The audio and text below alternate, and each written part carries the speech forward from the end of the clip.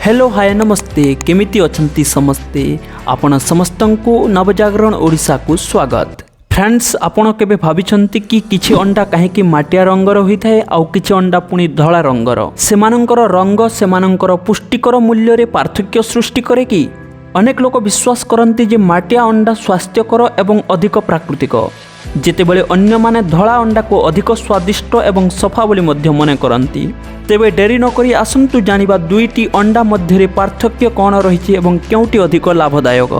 प्रथमे जानिबा अंडार रंग भिन्न कहीं होइथाय। दर्शक बंधु अंडार रंग कुकुड़ार प्रजाति उपरे निर्भर करिथाय। धळा लेघन कुकुड़ा धळा अंडा देउथुबा बेले रोड आइलैंड रेड एवं प्लाईमाउथ रॉक कुकुड़ा माटिया अंडा देइथाय।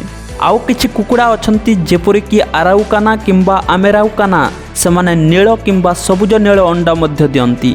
माटिया अंडार रंग प्रोटोपोरफायरिन आईएक्स नामक एक रंजकरू आसुथुबा बेले नील अंडार रंग बिलिवर्डिन रंगकरू आसीथाय। कुकुड़ार बयस ताहार खाद्य एवं ताहार परिवेश मध्य अंडार रंगर गभीरता को सामान्य प्रभावित करिपारे, किंतु रंग मुख्यतः प्रजाति उपरे निर्भर करिथाय।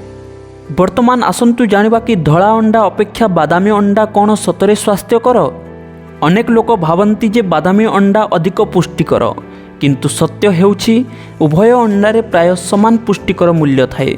एक साधारण अंडारे प्राय 80 कैलोरी थाए, जहाँ उच्च मानर प्रोटीन विटामिन और खनिज पदार्थ रे भरपूर रही थाए। जदिओ अंडार रंग एहार पुष्टि को प्रभावित करि पारे नहीं, किंतु कुकुड़ार खाद्य एवं जीवनशैली अंडार गुणवत्ता को प्रभावित करिथाय। जदि कुकुड़ा माने सूर्य किरणर आलोकरे उन्मुक्त हुअन्ति तेबे सेमानंक अंडारे 3-4 गुणा अधिक विटामिन डी थाए। सेहि भली जदि कुकुड़ा मानंकु ओमेगा 3 फैटी एसिड युक्त खाद्य दिया जाए तेबे सेमानंक अंडारे ओमेगा 3 परिमाण अधिक वृद्धि पाए। तेणु पार्थक्य अंडार रंगरे नुहे बरं कुकुड़ांक जीवनशैली एवं खाद्य रही। फ्रेंड्स, जदि आमे स्वाद कथा देखिबा ताहेले माटिया एवं धळा अंडार स्वाद भिन्न कि? किछि लोक भावंती जे माटिया अंडार स्वाद भल, किंतु वैज्ञानिक दृष्टि अंडार रंग स्वाद उपरे बिल्कुल प्रभाव पकाई न थाए। स्वाद को प्रभावित करुथुबा प्रकृत कारण गुड़िक हेउछि कुकुड़ार खाद्य, अंडार सतेजता एवं अंडा किपरि रंधा होइथिला। दर्शक बंधु, घरे पालन करा जायथिबा कुकुड़ा अंडा प्रायतः सतेज होइथाए, जहाकू खाइबा द्वारा अधिक स्वादिष्ट लगी थाए।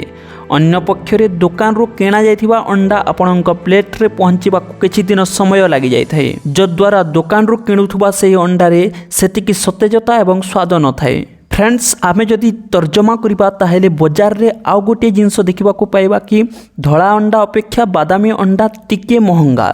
तेबे एही बादामी अंडाटी काहेकि महंगा?